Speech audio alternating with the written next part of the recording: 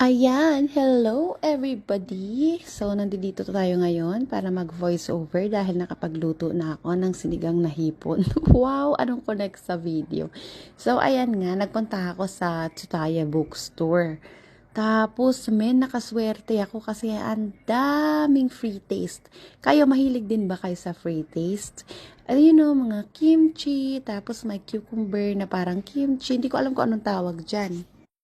Tapos, sabi ko doon sa tindera, kunyari, ay, pwede po bang makatikim? Tapos binigyan naman niya. Hindi, actually, ang sabi ko, hindi naman pala pwede makatikim.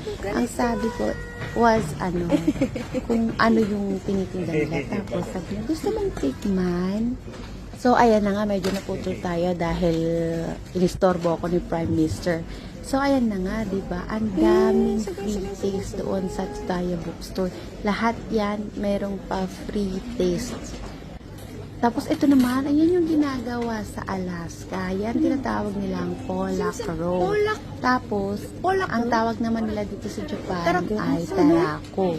Ang mahal-mahal pala niyan dito, kaya pala todo istrikto ang mga Hapon pagdating sa quality or kapag may nahulog kang itlog kasi sobrang mahal. O yan na, matatapos na. So, bye! Follow for more videos! Alaska?